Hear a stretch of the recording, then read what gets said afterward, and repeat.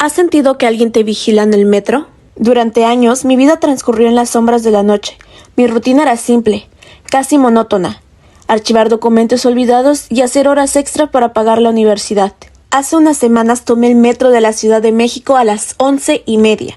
La estación estaba desierta, un silencio que pesaba en el aire, roto por solo los últimos policías que se preparaban para cerrar. Pero esa noche, algo se sintió diferente. Algo en las historias que siempre había escuchado sobre el metro me estremeció. Las leyendas comunes son fáciles de olvidar, pero las realmente inquietantes, esas son las que nunca se pueden comprobar. Una de las historias más perturbadoras es la de las almas atrapadas. Se dice que aquellos que deciden terminar con sus vidas en las vías o son víctimas de accidentes fatales entre trenes quedan atrapadas en los túneles. ¿Alguna vez te has preguntado qué ocurre con esas almas que se quedan atrapadas en el metro?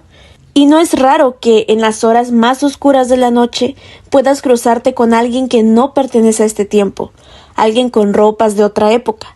Si buscas en internet, descubrirás miles de relatos de encuentros con lo inexplicable.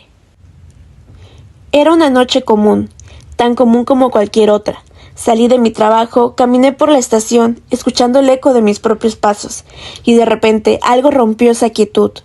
En medio del andén, una mujer se acercaba flotando, casi como una sombra avanzando hacia la zona reservada para mujeres y niños. La estación estaba vacía. Le daba un aire extraño, inquietante, pero a la vez una extraña sensación de consuelo me invadió al ver que no estaba sola, aunque sabía que esa sensación de calma era en realidad un engaño.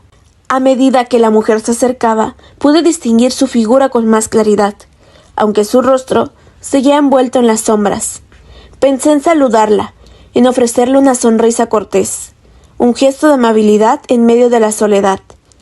Pero algo en su presencia me empezó a inquietar. Su ropa era tan perfecta, tan extraña en ese entorno sombrío. Un conjunto elegante de saco y falda verde oscuro, tan pulcro, tan fuera de lugar.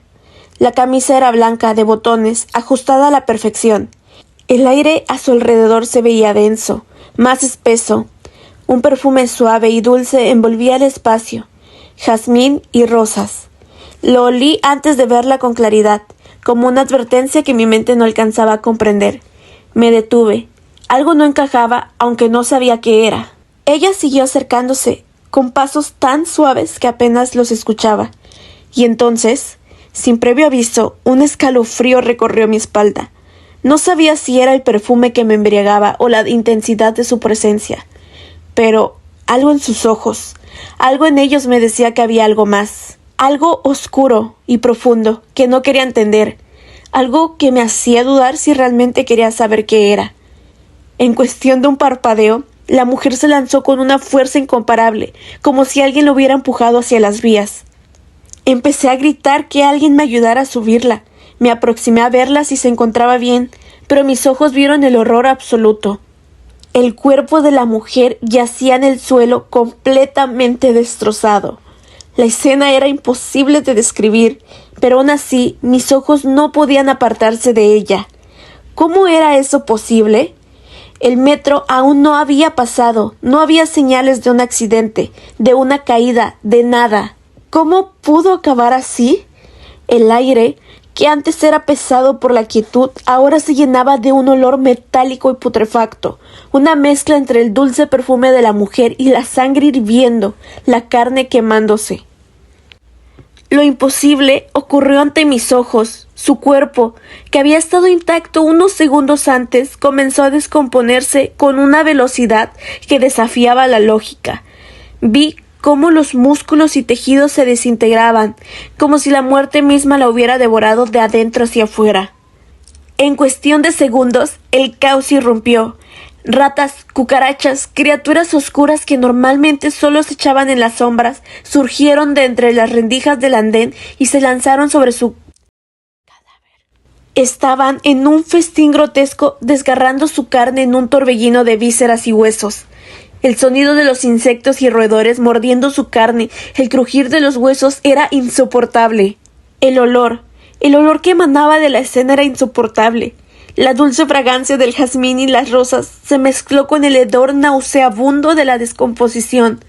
El ácido aroma de huevo podrido, el fuerte penetrante tufo del ajo y algo más, algo podrido. Mis gritos se perdieron entre el espeso aire hasta que finalmente llegaron los policías y me vieron en un estado de completa parálisis, incapaz de articular palabra. Intenté explicarles lo que había pasado, lo que había visto, lo que había vivido con una claridad que ni yo misma podría comprender, pero sus ojos vacíos solo me miraban con desconfianza. Nadie me creyó. Me canalizaron al hospital, donde los médicos solo diagnosticaron lo obvio, un estado de shock y una extrema fatiga. Pero eso no era todo. No lograron ver lo que yo había visto. Días después renuncié a mi trabajo. No quería volver a la estación. La sola idea de entrar allí en la oscuridad de la noche me llenaba de terror. Las vías del metro, solitarias y frías, se habían convertido en mi peor pesadilla. He intentado contactar con otros que hayan vivido algo similar, pero nunca encuentro respuestas. Nadie sabe nada.